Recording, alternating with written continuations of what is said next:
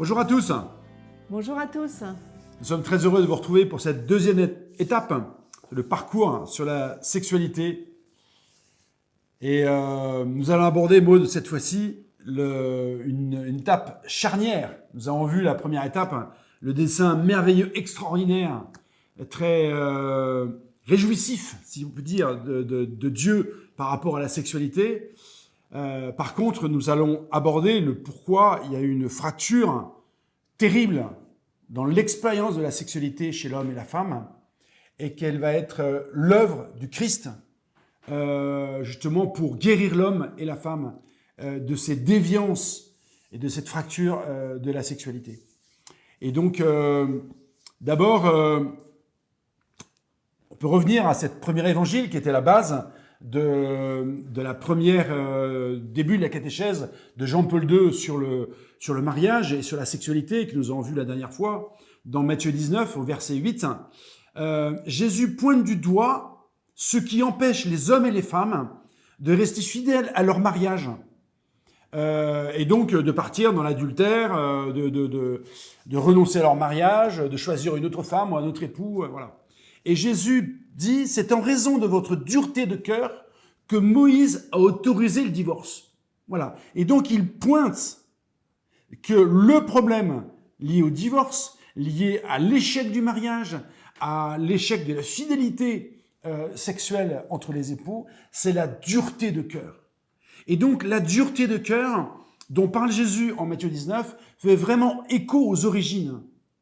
Et donc, comme d'ailleurs, dit pour comprendre le mariage, il faut revenir aux origines, mais aussi pour comprendre pourquoi les hommes n'arrivent pas à être fidèles et à respecter les origines, le dessein de Dieu aux origines, il faut revenir à cette dureté de cœur et l'expérience de la dureté de cœur qui est également, je dirais, décrite à la Genèse. Et donc, Maud, nous allons aborder le troisième chapitre de la Genèse. Qui est donc le récit que tout le monde connaît de cette histoire de chute, de serpents qui tentent, de fruits défendus, etc., représenté largement dans l'art et utilisé souvent comme une référence mythologique. Il ne s'agit pas d'une mythologie, il s'agit d'une réalité anthropologique, c'est-à-dire qui fait partie de l'essence même de l'homme et de la femme. Alors, quel est le problème de fond, le problème des fonds de cette tentation qui est mise en scène avec le serpent, etc. C'est que l'homme et la femme veulent être comme des dieux, est-il dit.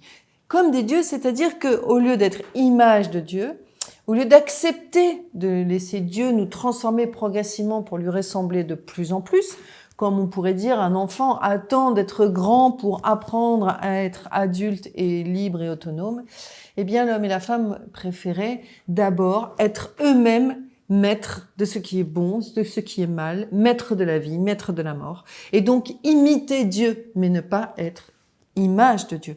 Donc être en fait un pâle reflet plutôt qu'une image, c'est-à-dire de même nature, de même, je dirais, une motivation de même dynamique intérieure. Voilà, donc les conséquences des œuvres du péché sont très lourdes, parce que la mort entre dans le monde, la mort charnelle, la mort spirituelle, la mort qui détruit les relations, qui détruit la vie. La honte de la nudité, de son sexe, de sa corporéité, si je puis dire, parce que là, il va y avoir des unions dans toutes les dimensions de l'être, et donc en premier entre son corps et son âme et son cœur, et donc une sorte de dissociation qui fait que je vais découvrir que mon corps peut mentir, il peut dire des choses avec des gestes qui ne correspondent pas à ce que mon cœur vit. Et puis, on va découvrir aussi la désunion entre l'homme et la femme, on va découvrir les problèmes d'accusation, puisque chacun accuse l'autre. Adam dit c'est la femme que tu m'as donnée, l'air de mettre Dieu dans le coup, qui a fait ça. La femme dit c'est pas moi, c'est le serpent, etc., etc. Donc chacun reporte sur l'autre la responsabilité de la faute sans assumer sa propre culpabilité. Donc on voit bien qu'on a complètement dénaturé une relation qui était faite de communion, qui était faite d'entente, d'émerveillement mutuel.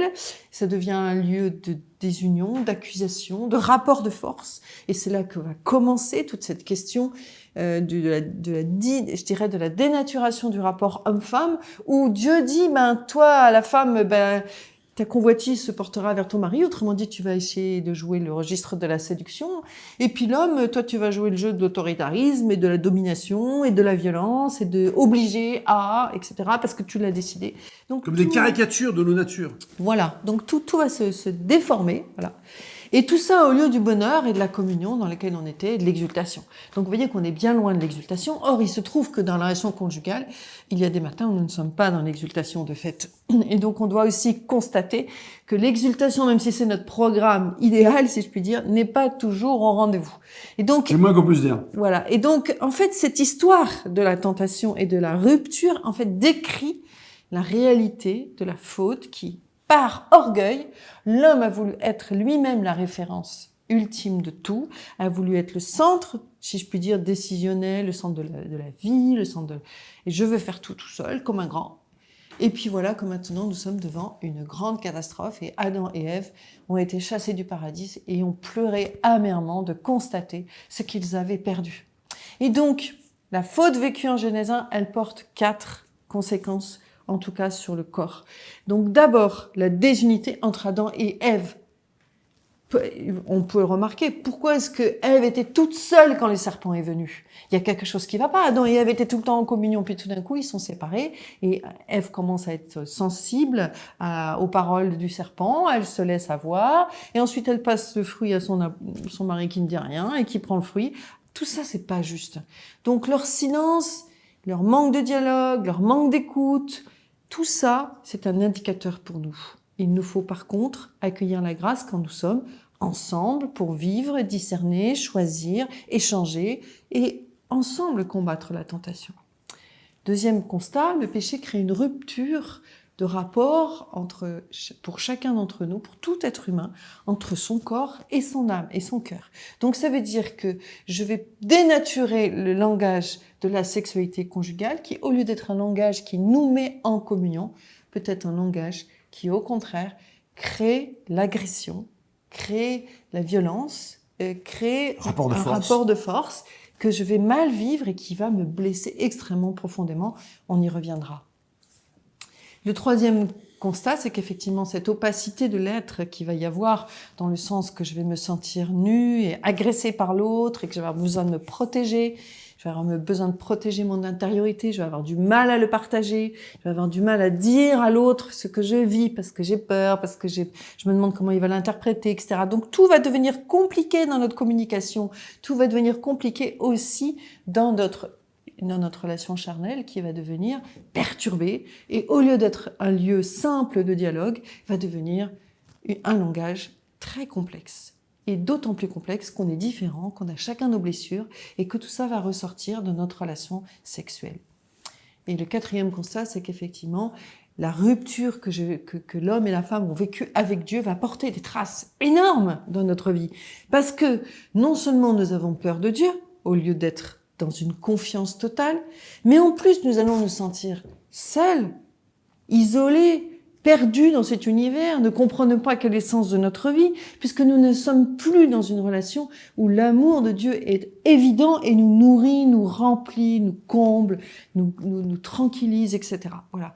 Et donc, la sexualité, dans sa vision béatifique, ce que Dieu avait voulu pour elle, eh bien, va être réduite à une dimension, voilà, une dimension humaine, une sorte de lieu où on peut réduire notre relation à du sensuel, à du jouissif, inaccessible, et surtout on va décoller, on va désunifier la relation de la sexualité. Et donc on va pouvoir avoir une activité sexuelle qui ne s'inscrit plus dans une relation d'amour. Et là tout d'un coup, la sexualité explose parce qu'elle perd son sens, elle perd son objectif qui est d'être le signe de l'unité de l'homme et de la femme jusque dans leur corps.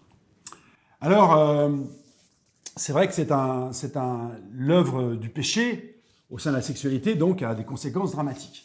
Et là, c'est là où c'est très intéressant de revenir à l'évangile de Matthieu 19, où il y a eu la discussion avec les pharisiens, les disciples étaient présents, ils ne disaient pas un mot, mais c'était une discussion avec les pharisiens, entre Jésus et les pharisiens. Puis après, apparemment, le soir, ils débriefent Jésus et les disciples.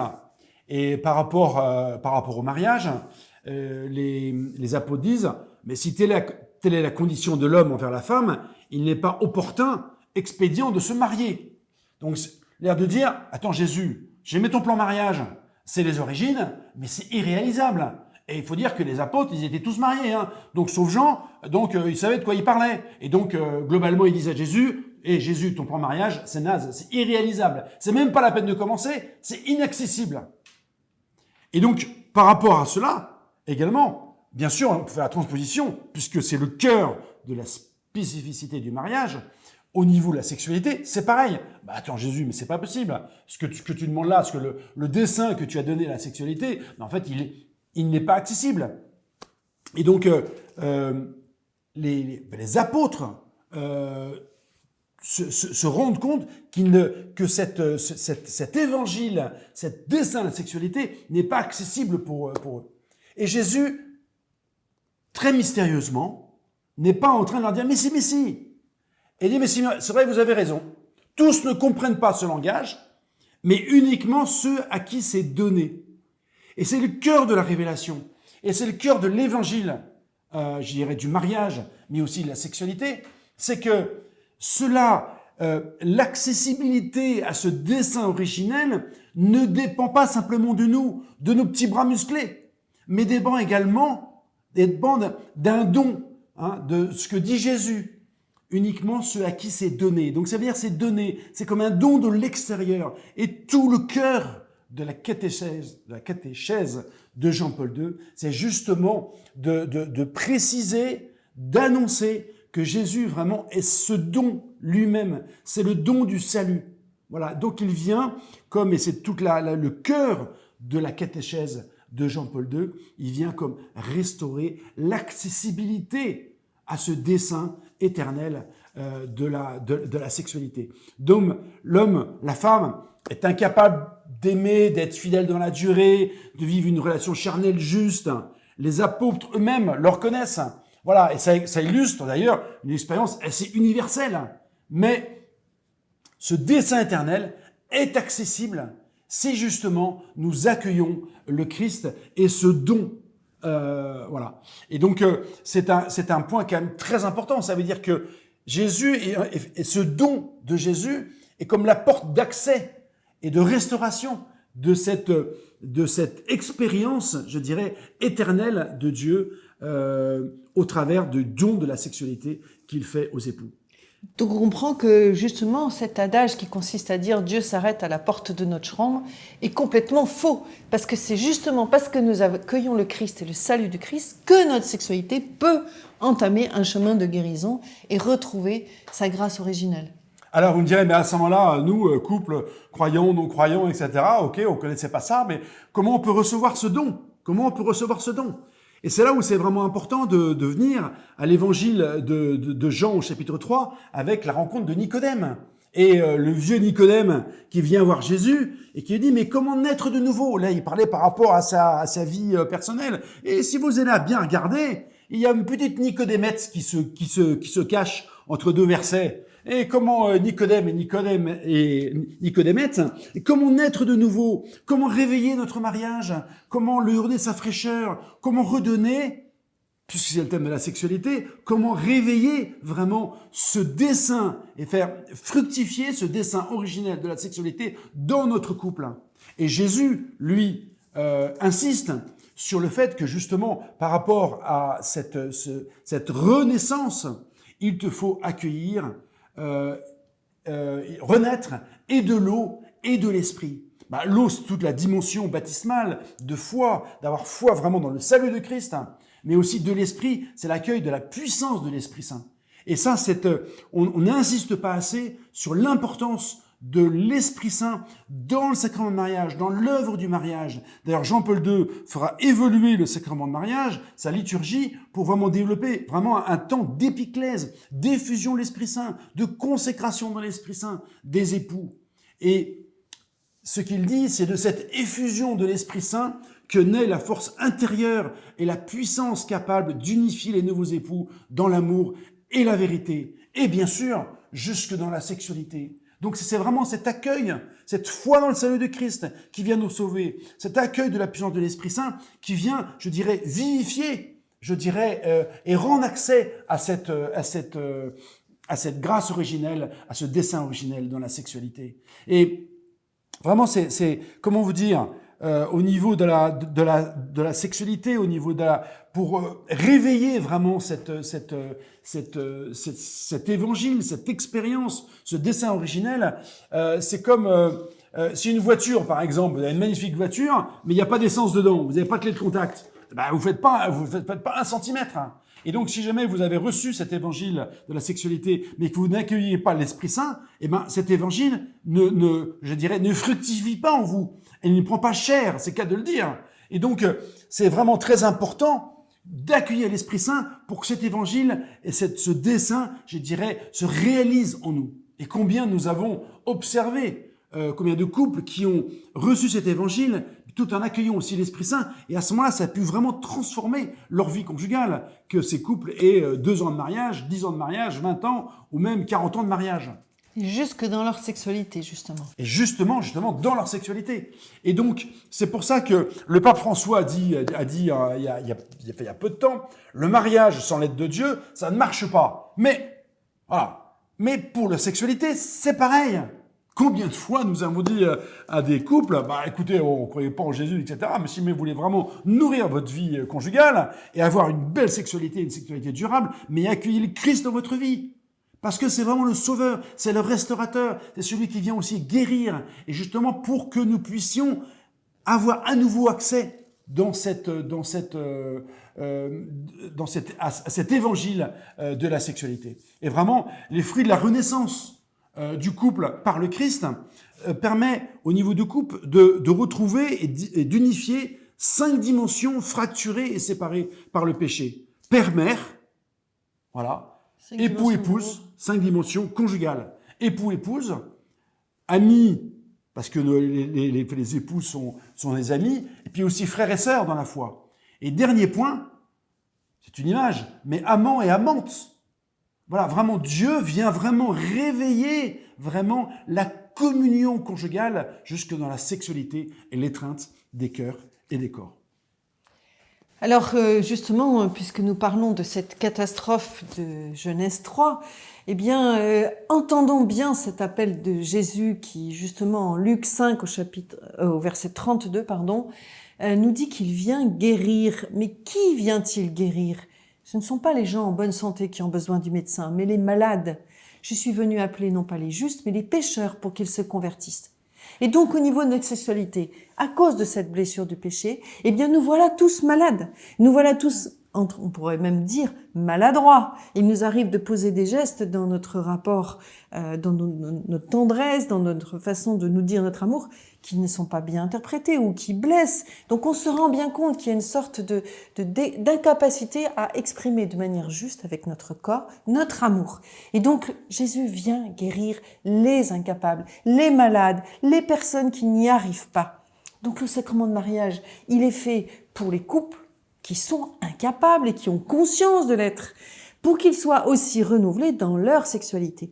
On voit d'ailleurs pourquoi il y a tant et tant d'errance au niveau de la vie affective et sexuelle, notamment dans la jeunesse, parce qu'il y a cette pulsion extraordinairement puissante de l'attirance vers l'autre qui s'exprime dans nos corps et qui est beau, magnifique, voulu par Dieu.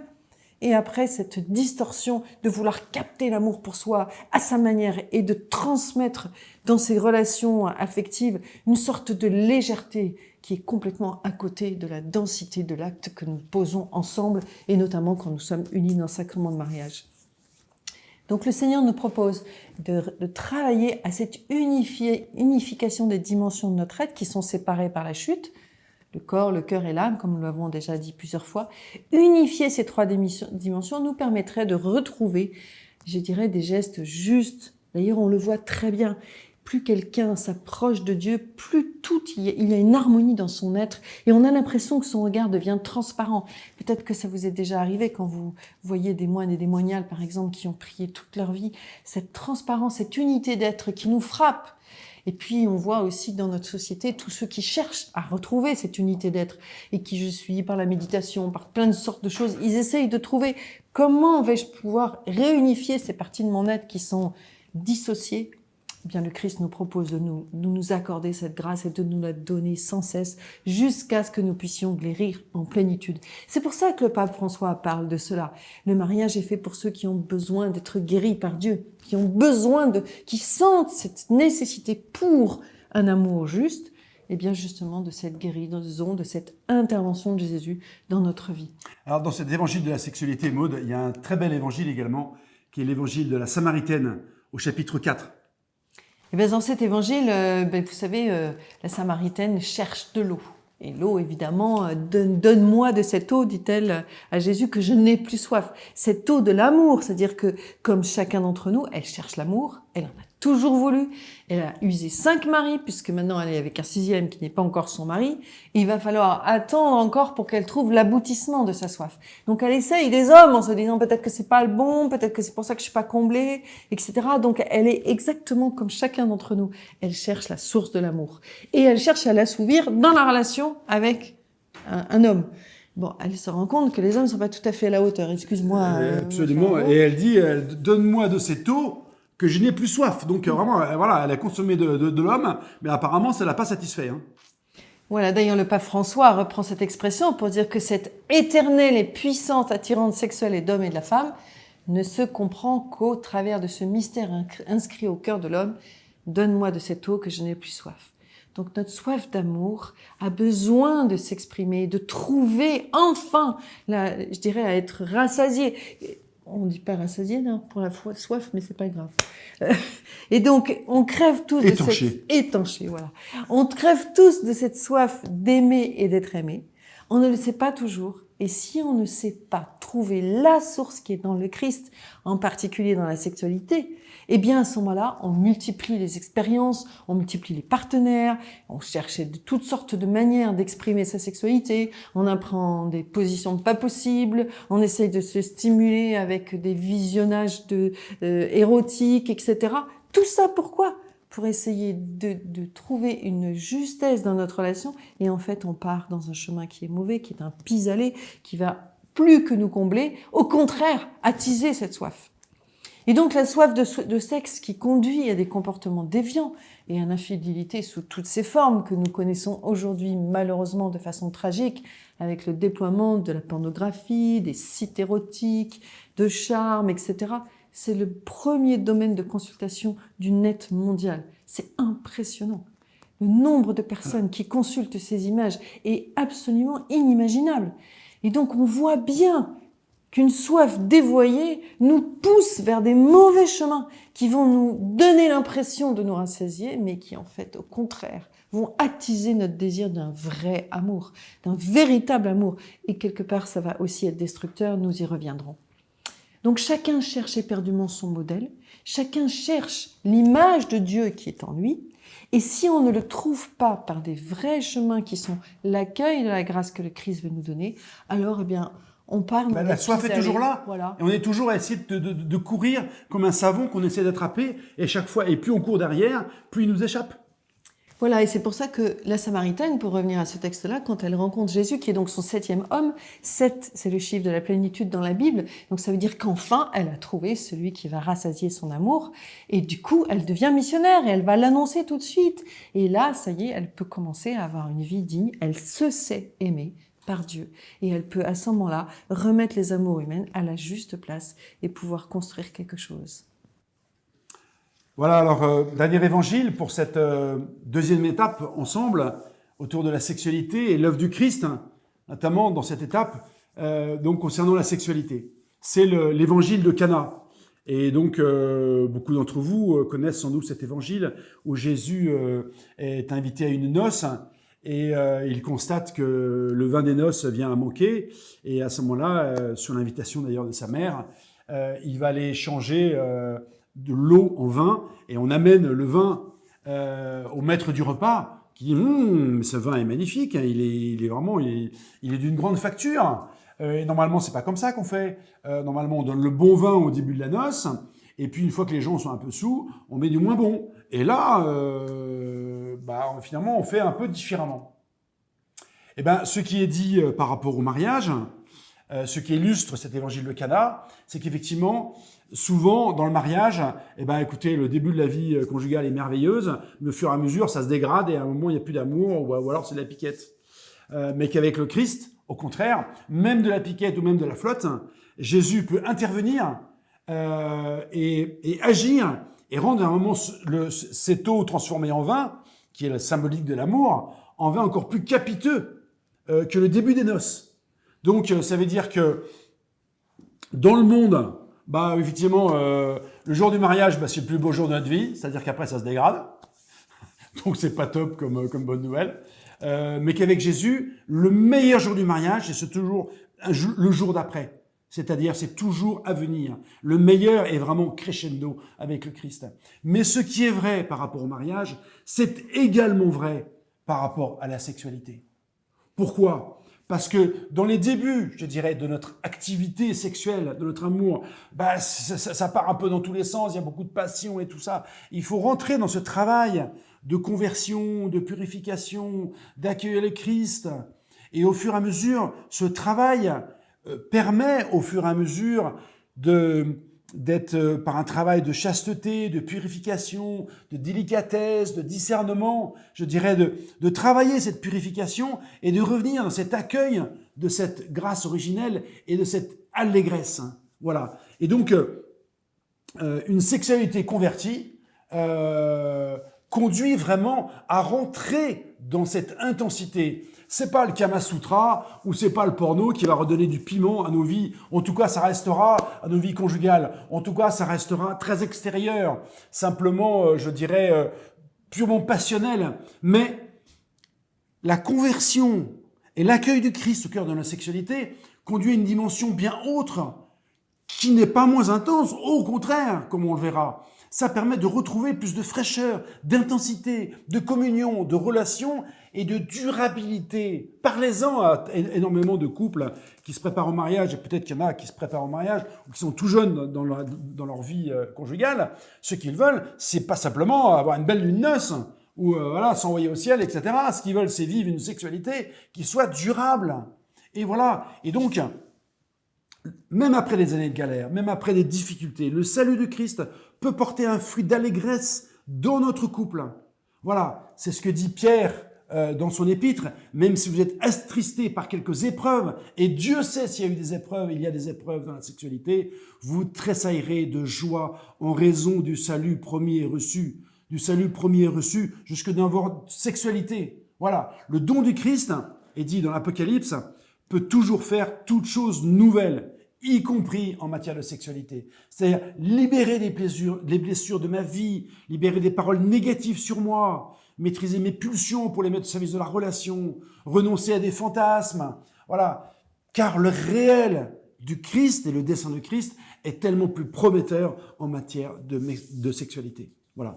Goûter un meilleur vin après des années à se découvrir, à s'apprivoiser, à tenter de se comprendre. Notre sexualité va peu à peu se simplifier, se renouveler, s'intensifier, devenir de plus en plus un lieu de don et de communion. Voilà. Et c'est un trésor, mais c'est un trésor à découvrir et c'est aussi un immense mystère. Et c'est pour cela que, et foi, je dirais, de notre relation depuis 35 ans et qui n'a pas été vraiment simplement sur une ligne droite, ça a été vraiment des moments difficiles au niveau de cette vie affective, mais au fur et à mesure, le Seigneur nous conduit de surprise en surprise et renouvelle notre regard, notre expérience. Et c'est un émerveillement permanent. C'est-à-dire que c'est pas une découverte un jour, voilà, ah bah ça y est, j'ai découvert, c'est bon, je sais tout. Non, c'est du fait de la grâce de Christ, ça devient un émerveillement permanent parce que c'est une découverte permanente. Et parce que ce meilleur vin de Cana dans la sexualité est un don qui va toujours de découverte en découverte et d'émerveillement en émerveillement. Et chaque communion, chaque étreinte permet à un moment de découvrir des facettes, comme dans le Cantique des Cantiques, qui est des couleurs, des ressentis, des joies peut-être qui n'avaient pas été expérimentées. Et ça, c'est le don merveilleux de Christ, dans son dessein de la création et à la fois par son Esprit Saint. Oui, donc Dieu nous propose par son salut de transformer nos cœurs pour que nos corps s'ajustent que nos passions puissent s'ajuster, pas pour éteindre notre flamme, au contraire, pour l'entretenir, mais de façon plus ajustée, et donc pour ne pas chosifier l'autre, et que nous puissions l'un l'autre nous aimer vraiment comme une réelle liturgie, c'est-à-dire une célébration d'un amour qui glorifie Dieu dans sa création. Eh bien, Alex, voilà pour cette belle deuxième partie qui nous montre à quel point effectivement la chute est profonde. Et profonde, lourde, douloureuse. Et en même temps, à quel point le Christ vient justement sauver cette humanité blessée jusque dans ce lieu magnifique qu'est la sexualité, où nous pouvons vivre avec intensément notre amour et en même temps nous blesser tellement. Donc le Seigneur nous propose un chemin de guérison et de croissance pour en faire un lieu qui devienne vraiment un magnifique lieu de notre communion. Voilà, nous allons finir, comme maintenant nous avons pris l'habitude, par un temps de prière pour vraiment laisser descendre cet évangile dans notre vie et notre couple. Au nom du Père et du Fils et du Saint-Esprit. Amen. Amen. Seigneur, nous voulons te bénir, te rendre grâce pour cet merveilleux évangile. Cet évangile de salut où tu viens vraiment rejoindre les couples, les hommes, les femmes. Tu n'es pas venu pour les parfaits. Tu n'es pas venu pour ceux qui n'ont pas de problème dans leur sexualité. Tu es venu rejoindre, Seigneur Jésus, les personnes, les couples, tous ceux vraiment qui galèrent, qui souffrent dans leur affectivité, dans leur sexualité, dans leur travers, qui se reconnaissent vraiment dans cette Samaritaine qui a profondément soif, malgré toutes les rencontres et les expériences qu'elle a vécues. Donne-moi de cette eau que je n'ai plus soif. Seigneur Jésus, nous te demandons vraiment que chacun de ceux qui entendent cet évangile vraiment ait leur soif étanchée par cet évangile du Christ en matière de sexualité. Viens Seigneur Jésus, viens par ton Esprit Saint, par ta grâce de salut, rejoindre chacun de ceux ici présents. Et je te bénis aussi, Seigneur, de nous accorder, de nous donner ce chemin d'espérance, de lumière, quelles que soient nos souffrances, quel que soit notre passé sur ces questions affectives et sexuelles. Tu veux, toi, Seigneur, ouvrir un chemin de vie, ouvrir un chemin de bonheur. Tu veux guérir, tu veux consoler, tu veux libérer. Je te demande, Seigneur, d'accomplir dans le cœur de chacun de ceux qui écoutent ces miracles que nous attendons de ta part pour pouvoir être restaurés dans notre dignité humaine, de nous savoir aimer tels que nous sommes. Béni sois-tu, Seigneur, pour ce don de ton salut jusque dans nos corps, jusque dans notre sexualité.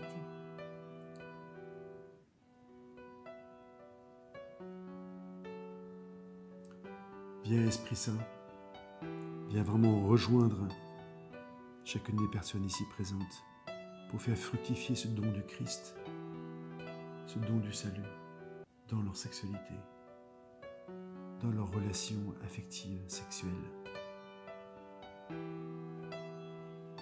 Et nous confions à la tendre sollicitude de Marie toutes ces blessures non avouées ou trop connues que nous avons besoin de déposer au pied du Christ pour qu'il puisse agir. Réjouis-toi, Marie, comblée de grâce, le Seigneur est avec toi. Tu es bénie entre toutes les femmes, et Jésus, le fruit de ton sein, est béni. Sainte Marie, Mère de Dieu, prie pour nous pauvres pécheurs, maintenant et à l'heure de notre mort. Amen.